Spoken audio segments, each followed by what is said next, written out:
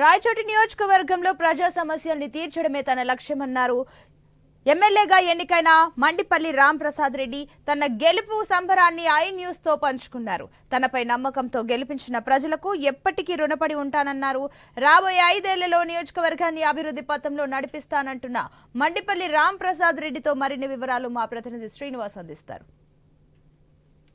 మీరు చెప్పండి, మొదటిసారి మీరు ఎమ్మెల్యేగా గెలిచిన తర్వాత మీ హ్యాపీనెస్ ఎలా ఉంది? ఇప్పటికే రాష్ట్ర వ్యాప్తంగా కూటమి కూడా చాలా దిగ్విజయంగా మెజార్టీ స్థానాలు కేటాయించడం గెలుచుకోవడం పట్ల మీరు ఏ విధంగా భావించవచ్చు?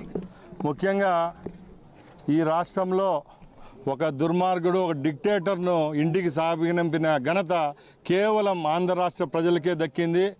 ముఖ్యంగా రాయచోట్లో నా వెన్నుండి నడిపించిన తెలుగుదేశం పార్టీ సైనికులకు, జనసేన వాళ్లకు, బీజేపీ వాళ్లకు, అలాగే రాయచోటి ప్రజలకు ప్రతి ఒక్కరికి ధన్యవాదాలు తెలియజేసుకుంటున్నా.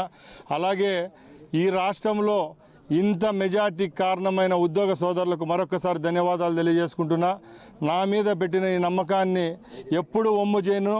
తప్పకుండా రాబోయే 5 సంవత్సరాల్లో రాయచోటి ప్రజల యొక్క అభ్యున్నతి కోసం పనిచేస్తానని మీ అందరి ముందు తెలియజేసుకుంటున్నా. అలాగే నేను ఒకటే చెప్తున్నా, గడిచిన 5 సంవత్సరాల్లో మన నియోజకవర్గం ఏ విధమైన అభివృద్ధి చెందలేదు. తప్పకుండా మన నియోజకవర్గాన్ని ముందు తీసుకుని పోయేదానికి తప్పకుండా నా వంతు కృషి చేస్తానని చెప్తున్నా.